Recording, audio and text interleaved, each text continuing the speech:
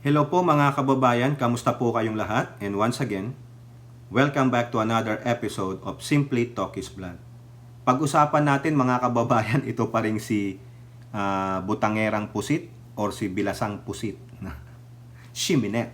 No, kasi po ang dami pong lumabas ngayon. Lumabas na yung mga sa can of worms, ika nga nila.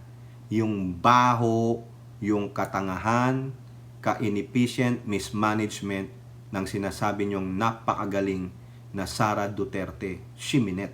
Okay? So meron po tayong 5 article dito, no? Lahat po ito sa kanya at meron po siyang dating kaalyado na nagbubunyi. Okay? Biruin niyo, dati niyang kaalyado, nagbubunyi na sa isang napakalaking milestone. Okay?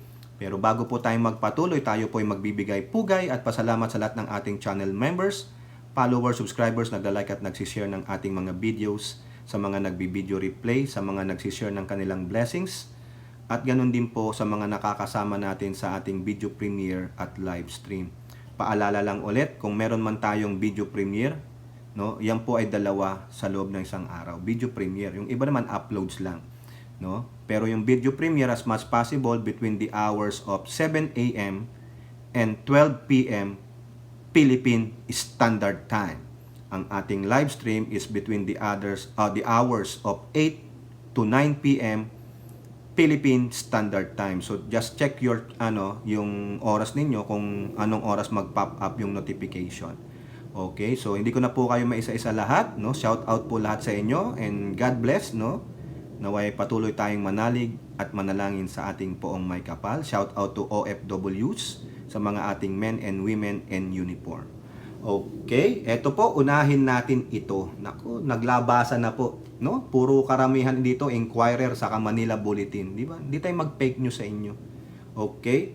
So, Solon, Islam OBP's expensive cost for rent, list of its offices. Tingnan niyo, ilan ba ang satellite office ng OBP?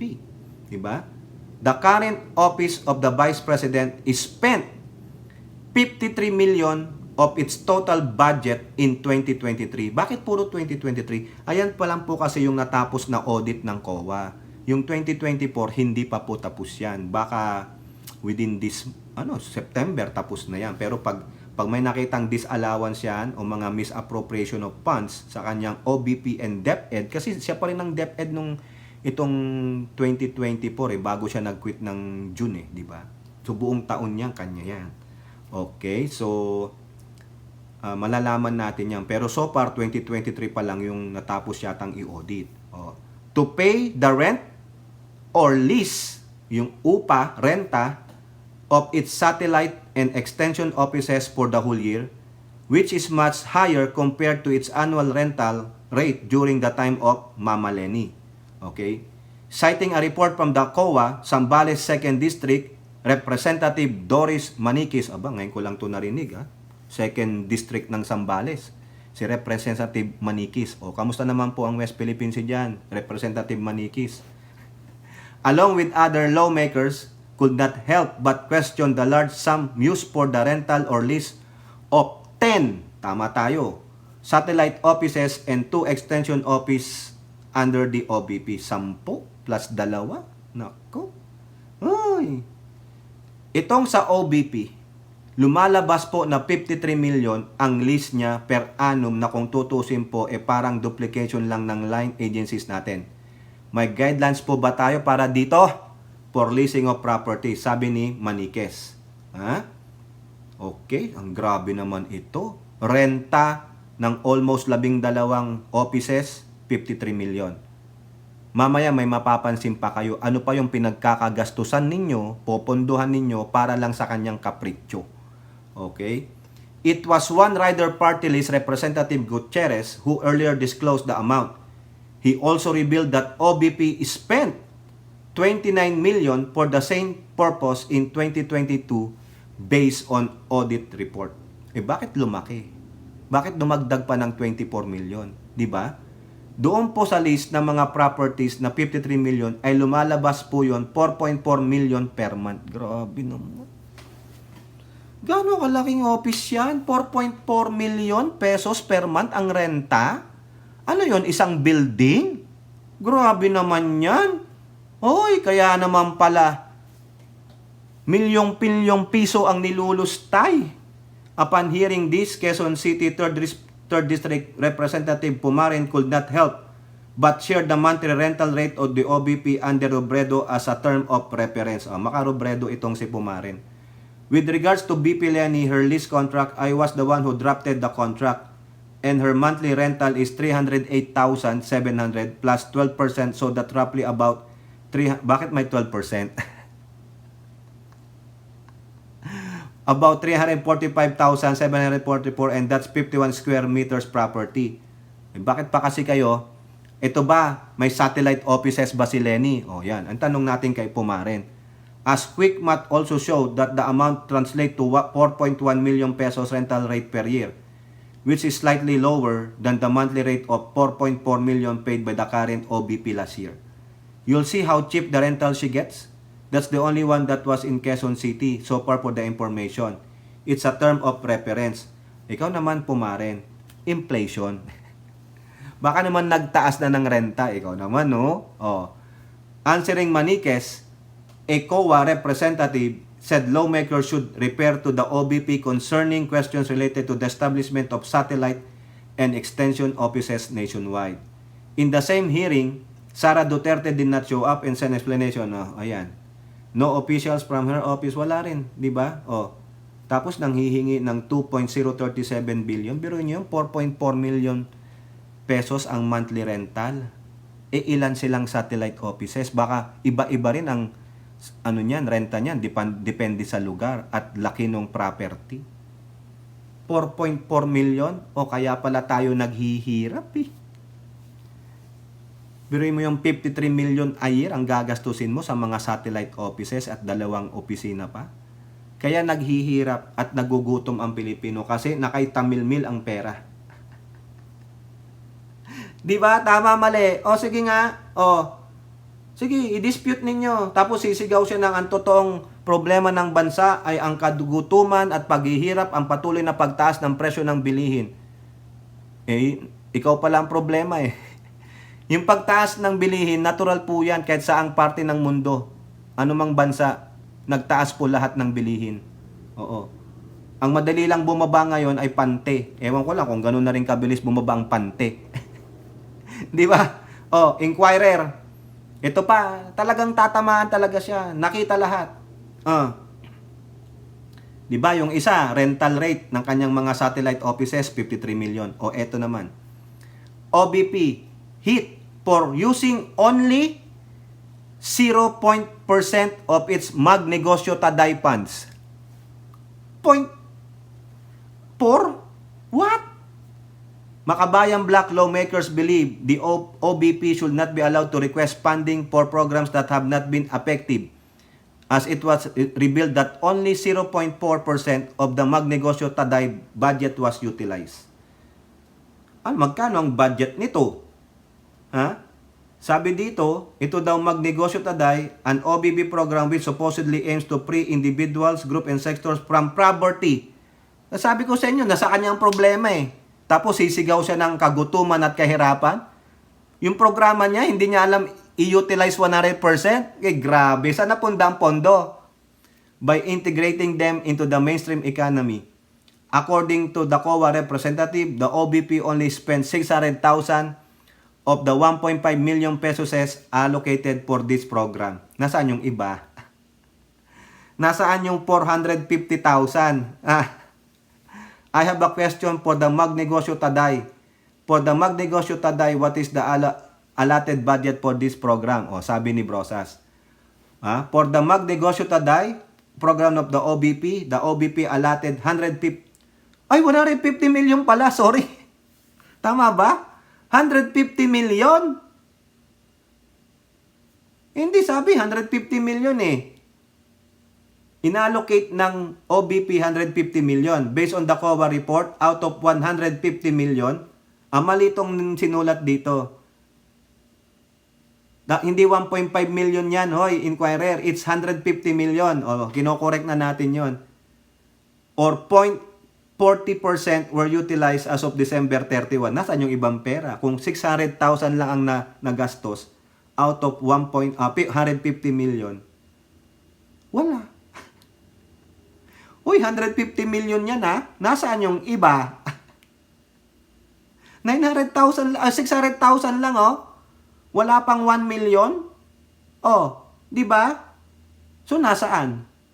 Nasaan yung 149 million 400,000? Nasaan?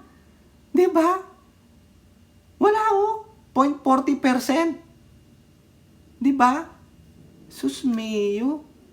Ano ba yan? So the funds were wasted, Madam Chair. Funds for this program should have been placed under the DTI. Correct. Oh. Sus mio. Aray ko, walang nangyari. Lustay. Ano nangyari dito? Wala. Nasaan na yung pera? Ayun, binalik ba? Yun ang tanong. Oh. Eto pa, talagang sunod-sunod dito mga kababayan. Pag-aaksaya ito, oh, correct. 53 million, 600,000 lang ang nagamit. Food wastage under BP Saraswat Islam. Oh, ayan. Yung mga pagkain siguro to pambata. Oh. Food wastage has become a recurring accusation against Bilasang Pusit, Sara Duterte.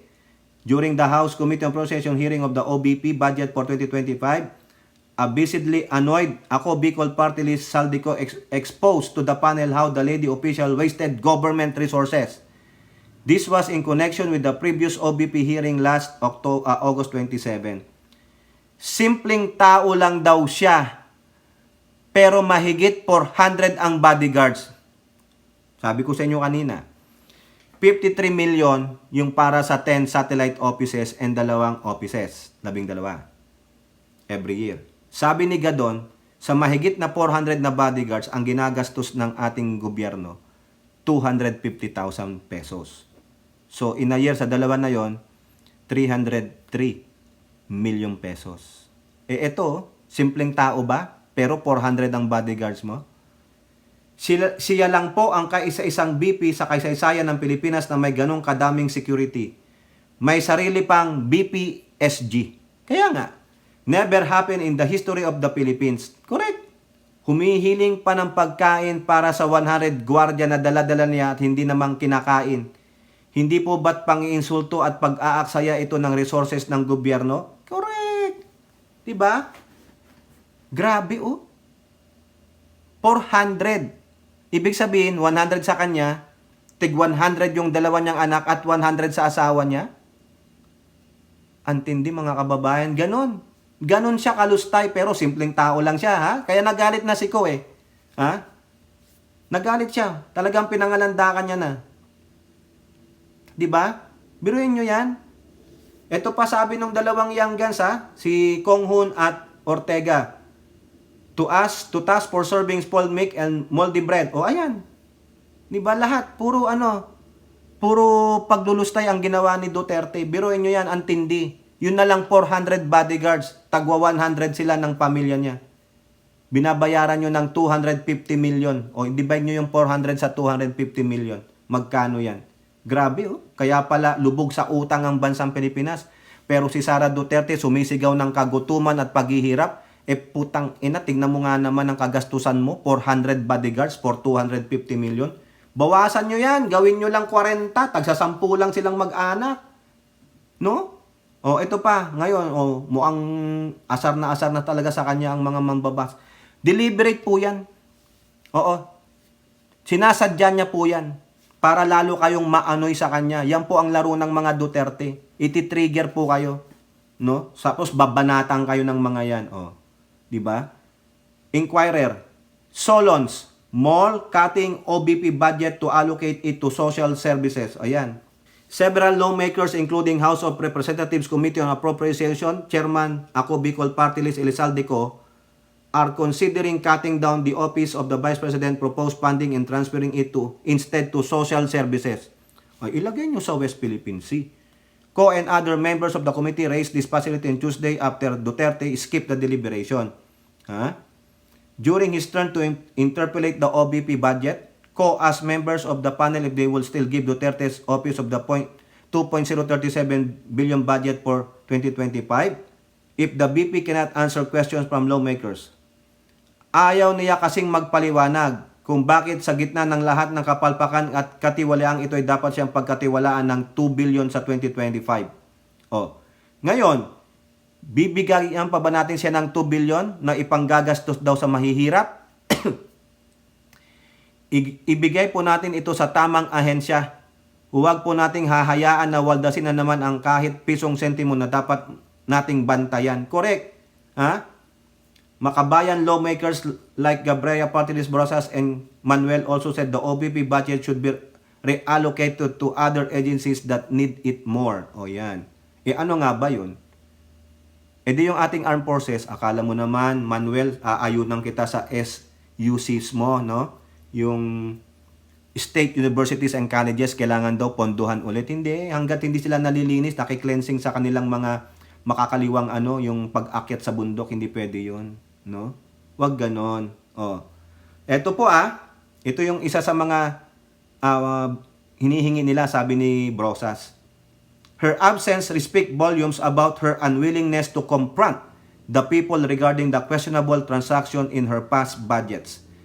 The requested budget for the OBP Kalusugan Food Truck, 43.76 million, and Magnegosyo Taday, 150 million, should be reallocated. Ilan yan? 193.76 million. As this program have a low utilization rate and overlap with the mandates of other government agencies. This fund should be placed to feeding and leveling program of the DSWD or other agencies with the same project if the Vice President do not use it properly. Correct.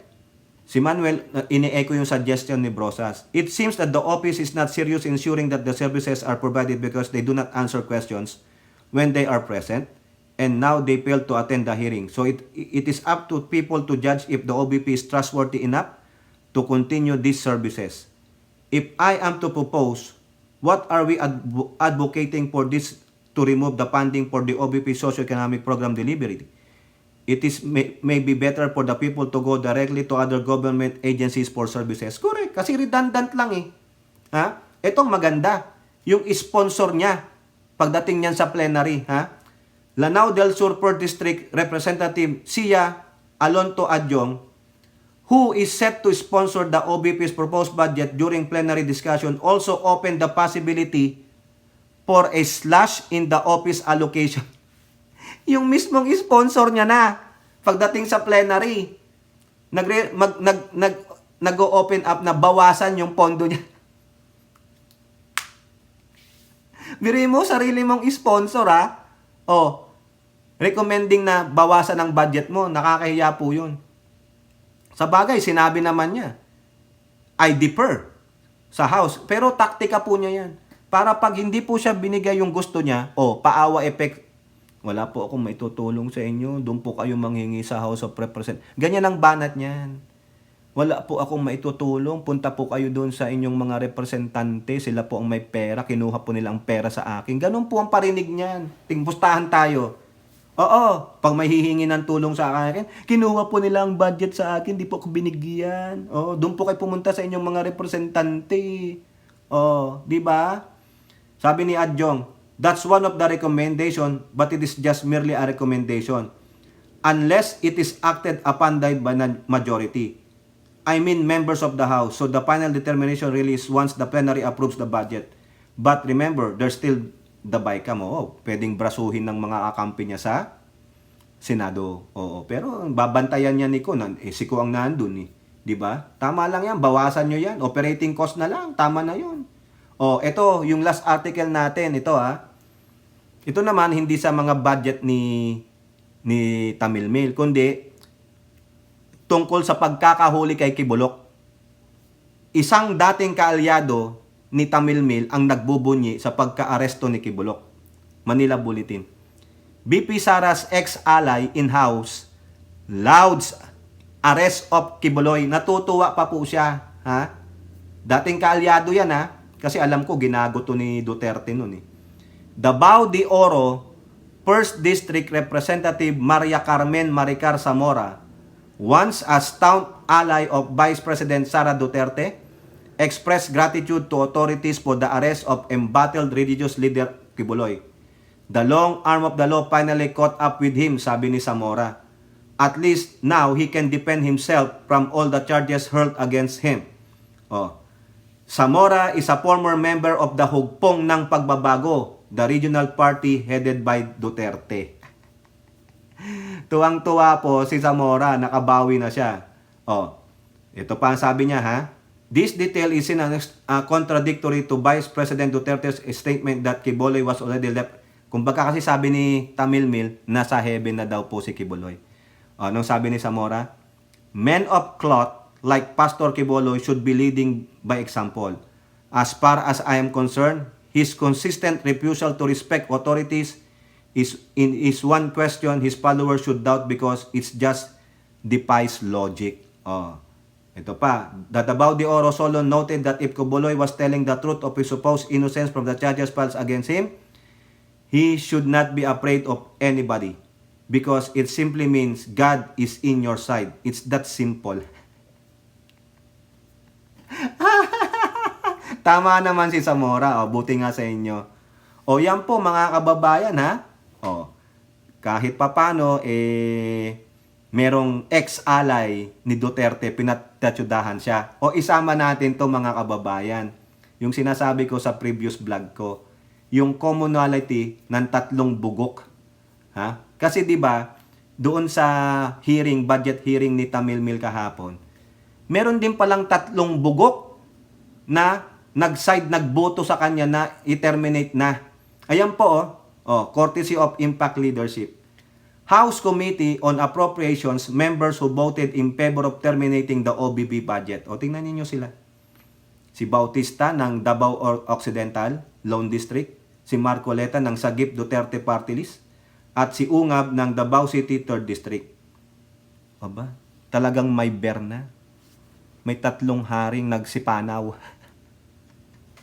Hindi nagsidalaw. Tatlong haring nagsipanaw. Tatlo sila ha. 3 kontra 45. Yung 45, no. Hindi pwedeng i-terminate. Tatlo sila, tatlong bugok. Pare-pareho sila. Ano ang commonality nila? Tingnan nyo po yan. Ha? Di ba? Remember this? Tatlong pugo. Doon sa hearing sa Kojic. Di ba tatlo rin sila? Mahilig sila sa tatlo. Ano ba kayo, mga Cub Scout? Mga tatlong itlog. Bugok. Nag-usap-usap yung mga bugok. Di ba? Tangina, mga bugok ang utak. Kakahiya si Marcoleta. Akala ko magaling Wala pala rin paninindigan, no? Hay. Kakahiya, mga kababayan. Nakakahiya talaga. Puro kayo tres, no? Mabuti pa tres Marias. Okay yun, magaganda. Pero kayo, mga tres ugok, bugok. Mga itlog, pugong bugok. Bugok ang mga itlog. Bugok ang utak. Sige yan. Ako'y nananumpa sa watawat ni Digong at Duterte na ako ay forever magiging kainin ng dalawang bugok na ito. Yan lang po mga kababayan. Yun lang po yung napansin ko 3 versus 3. Sa basketball lang po yun. Kaya nanumpa nga sila Ako ay nanunumpa sa watawat ni Digong at Kibuloy na ako ay forever magiging K9 nila. Ako po ay hihimod ng mga mababaho nilang puwit. Di ba? Yan po. Kayo po, ano po yung masasabi? Comment down below and don't forget to like and share. Hope to see you in the next videos. Bye-bye. God bless.